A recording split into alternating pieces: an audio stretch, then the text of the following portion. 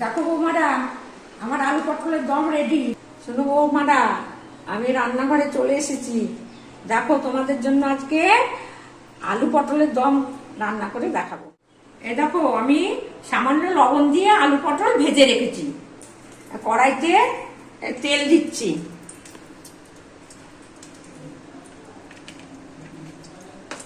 তেল দিলাম, এবার কটা পাঁচফোড়ন দিলাম,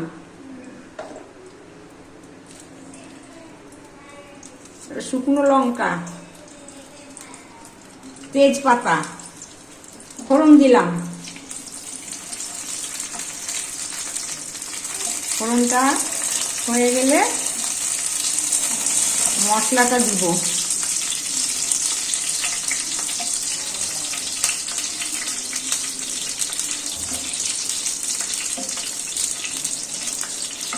তেলটা গরম হয়ে গেছে,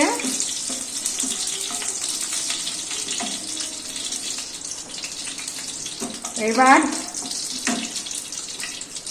জিরে আদাটা দিয়ে দিলাম।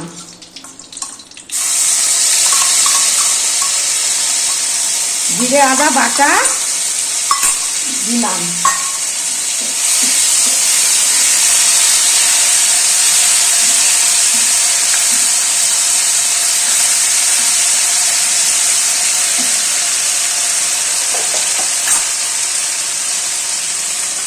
হলুদ দিলাম।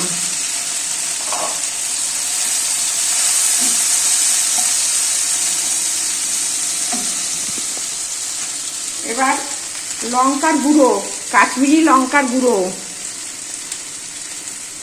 অল্প,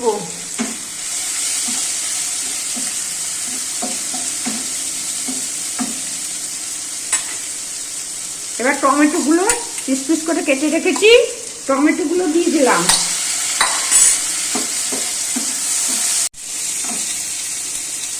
এবার এবার একটু চিনি দিলাম। চিনিটা দিলে টেস্টটা আসে, তরকারির টেস্টটা আসবে। চিনিটা দিলাম। আর লবণ দিব, লবণ দিয়ে ভেজে রেখেছি, একটু লবণ।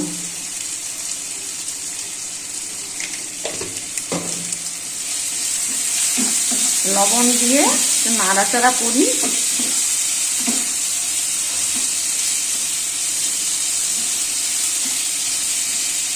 এবার আমি এটা চার মগজ বাটা দিয়ে দিলাম।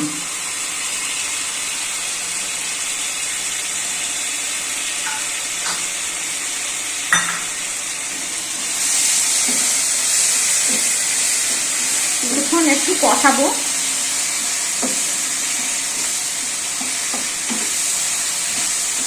কষিয়ে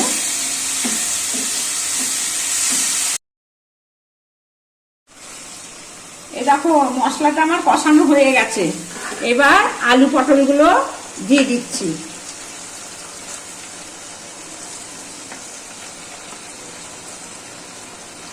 আলু পটলগুলো আমি দিয়ে দিলাম। দুটো লঙ্কা, কাঁচা লঙ্কা দিয়েছি। আর আলু পটলগুলো দিয়ে এখন কষাচ্ছি। এভাবে কষিয়ে একটু ঢাকা দিয়ে দেবো, ব্যাস হয়ে যাবে। একটু ঢাকা দিচ্ছি।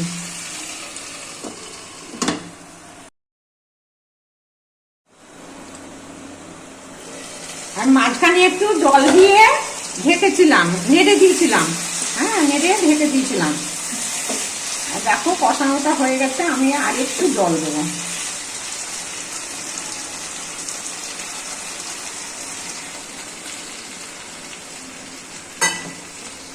একটু জল দিলাম, এবার ঢেকে দেব।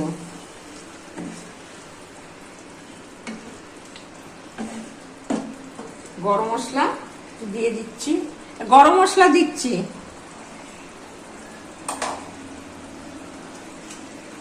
গরম মশলা দিয়ে ঢেকে দিলাম।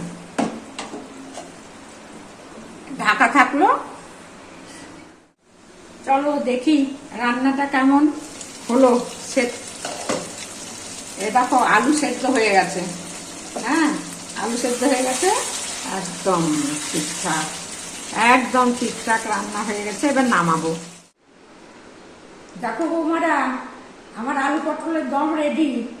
আমি এখন একটু টেস্ট করে দেখছি।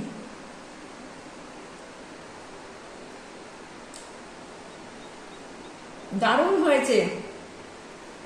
তোমরা আমার সাথে থাকবা, হ্যাঁ।